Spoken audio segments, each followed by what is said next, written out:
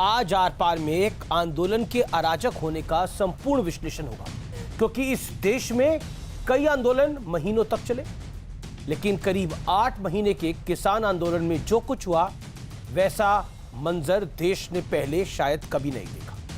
26 जनवरी के दिन लोकतंत्र की मान मर्यादा रौंदने की पूरी कोशिश हुई। आंदोलन में हिस्सा लेने आई पश्चिम बंगाल की एक युवती का रेप हुआ। किसान आंदोलन में शामिल कुछ लोगों ने मुकेश नाम के एक व्यक्ति को तेल डालकर जिंदा जला दिया।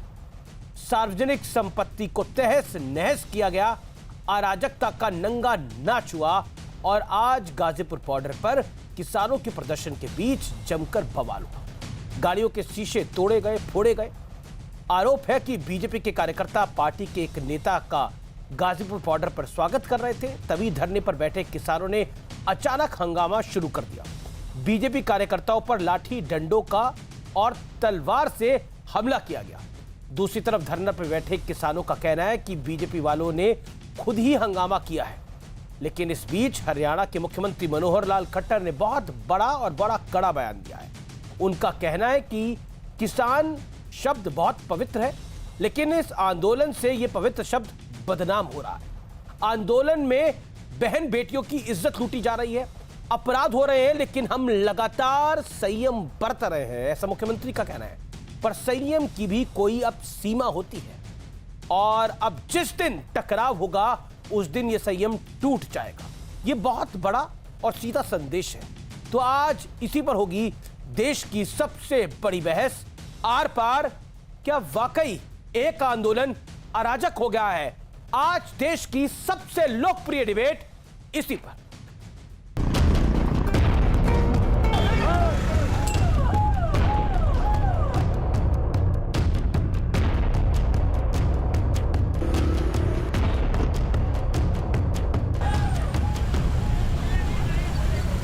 अमित जो राज्य मंत्री हैं वाल्मीकि समाज के, उनके स्वागत के लिए हम सब लोग कार्यकर्ता यहाँ पे खड़े थे। वहाँ से ये लोग डंडों के साथ, तलवार के साथ, कई लोहे के रॉड के साथ आते हैं और सीधा आक्रमण करते हैं।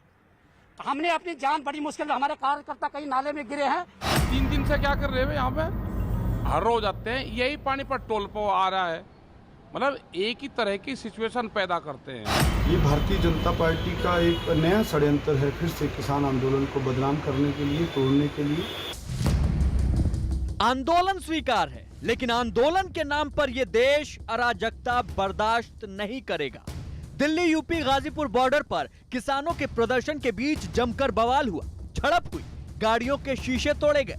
बीजेपी कार्यकर्ताओं का आरोप है कि उत्तर प्रदेश के संगठन मंत्री अमित वाल्मीकि गाजियाबाद पहुंचे तो उनका स्वागत करने के लिए पार्टी के कार्यकर्ता वहां मौजूद थे, लेकिन धरने पर बैठे किसानों ने अचानक हंगामा शुरू कर दिया।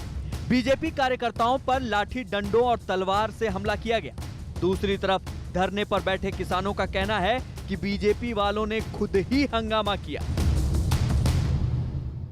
सुबह कुछ बीजेपी का झंडा लेकर लोग आ रहे थे यहाँ, और वे पिछले 3 दिन से यहाँ पर आ रहे, झगड़ा करना चाहते हैं। पुलिस फोर्स भी बैठी है, उन्हें कहती कुछ नहीं। हमारे वालों तो किसी ने फोड़े नहीं, जिससे अपने आप फोड़े। तलवार भी कहीं से लेकर आए वे। और मुद्दा सिर्फ आज का नहीं है। 26 जनवरी की यह तस्वीर देश भूला नहीं है, जब शांतिपूर्ण प्रदर्शन के नाम पर हिंसा का जो खेल खेला गया, उस वक्त भी तलवार भांजे गए थे। लाल किले में दंगाइयों ने पुलिस वालों को कई फीट नीचे गिरा दिया था। इसी साल 12 अप्रैल को आंदोलन में हिस्सा लेने आई पश्चिम बंगाल की एक युवती का रेप हुआ। आंदोलन स्थल पर ही एक टेंट में यह घिनौनी हरकत की गई। बाद में कोरोना से पीड़ित युवती की मौत भी हो गई। 16 जून को हरियाणा के बहादुरगढ़ में किसान आंदोलन में शामिल कुछ लोगों ने मुकेश नाम के एक व्यक्ति को तेल डालकर जिंदा जला दिया। इलाज के दौरान मुकेश की मृत्यु हो गई। इस देश में कई बार महीनों तक चलने वाले आंदोलन हुए हैं, लेकिन इस किसान आंदोलन के नाम पर जो हो रहा है वैसा मंजर देश ने पहले कभी नहीं देखा। और राकेश टिकैत ने फिर एक बार कह दिया है कि ट्रैक्टरों को दिल्ली का रास्ता नहीं भूलने देंगे। इसके पीछे मकसद ये है कि ट्रैक्टर दिल्ली में चलना ना भूल जा, दिल्ली तक इनको दिल्ली के रास्ते पता रहने चाहिए। और 26 तारीख हर महीने आती है, साल में 12 बार हमें 26 तारीख। तो ये भारत सरकार को ध्यान रखना चाहिए, ना देश में से 26 तारीख गायब हुई कैलेंडर से, ना ये ट्रैक्टर गायब हुई है। ये ट्रैक्टर भी 4 लाख ट्रैक्टर भी यही है और 25 लाख आदमी भी यही है। उधर हरियाणा के मुख्यमंत्री मनोहर लाल खट्टर ने आंदोलन के नाम पर अराजकता फैलाने वालों को बेहद कड़ा संदेश दिया है। ये किसान शब्द जो है ना, ये बड़ा पवित्र शब्द है, लेकिन इस आंदोलन का एक दुखद पहलू ये निकल आया है कि इस आंदोलन के साथ कई प्रकार की ऐसी दुर्घटनाएं हो गई हैं कि जो इस शब्द को भी बदनाम करने के लिए और लोग मुंह खोलने लगे हैं।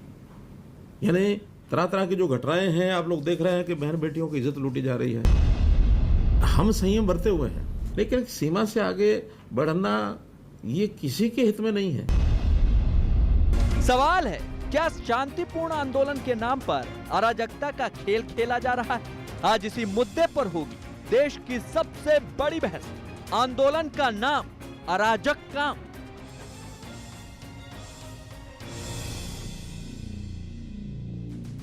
और आज विश्लेषण का आज हम अराजक होने का विश्लेषण करेंगे। एक आंदोलन कैसे अराजक बन गया, उसका संपूर्ण विश्लेषण आज हम आर पार में आपको बताएंगे। और सिर्फ फैक्ट को सामने रखना पड़ेगा, क्योंकि उसके अलावा कोई इसमें मिलावट नहीं होगी। दिसंबर 2020 पंजाब में पब्लिक प्रॉपर्टी को नुकसान, दिल्ली में भी सरकारी संपत्ति को रौंदा गया।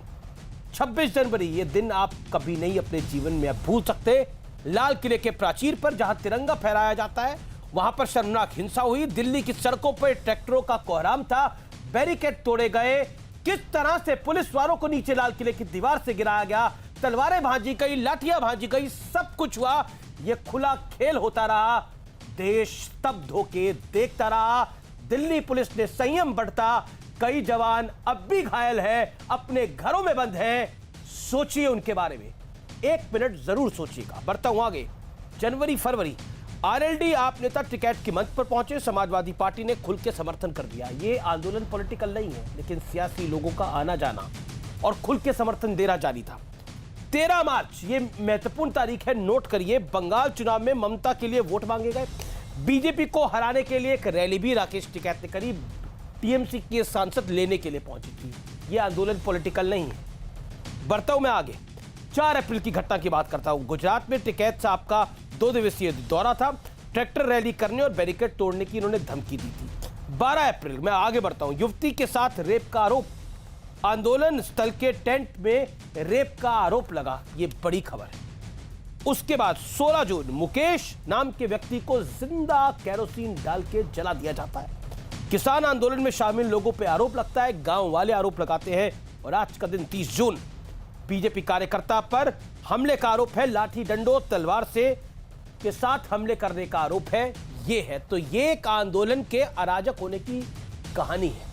मैं बढ़ता हूं आगे और मेरे साथ कौन कौन मेहमान जुड़ रहे हैं मेरे साथ आज की इस चर्चा में। बीजेपी के कद्दावर प्रवक्ता प्रेम शुक्ला साहब हैं मेरे साथ आज की इस चर्चा में। जाने माने एग्री इकोनॉमिस्ट जो कि विश्व प्रसिद्ध हैं, विजय सदाना साहब हैं मेरे साथ। अलका लांबा जी हैं, स्पोक्स पर्सन है कांग्रेस पार्टी की, वरिष्ठ नेता है कांग्रेस पार्टी की, विधायक रही। मेरे साथ धर्मेंद्र मलिक हैं जो कि बीकेयू के वरिष्ठ नेता हैं, उनका अभिनंदन है मलिक साहब। मेरे साथ अमित वाल्मीकि है, लीडर है बीजेपी के, जिनका बेसिकली स्वागत हुआ और इन्हीं के लिए लोग वहां जुटे थे। तो आरोप जो है वो सामने है। मैं धर्मेंद्र मलिक और अमित वाल्मीकि आपका रुख करता हूं और उसके बाद मैं बाकी किसी मेहमान पे जाऊंगा। वाल्मीकि साहब, आप वहां आ रहे थे, आपके स्वागत में लोग वहां पर थे। क्या आपके साथ लोग तलवार लेके चल रहे थे? क्या आपके साथ लोग लाठी लेके चल रहे थे? क्योंकि मैंने भी नेताओं को कवर किया है, मैंने तो वहां पर लाठी डंडे और तलवारें तो देखा नहीं है स्वागत के अंदर। लेकिन क्या आपके साथ ऐसे लोग चलते हैं जो आरोप है? ऐसा है कि ये तो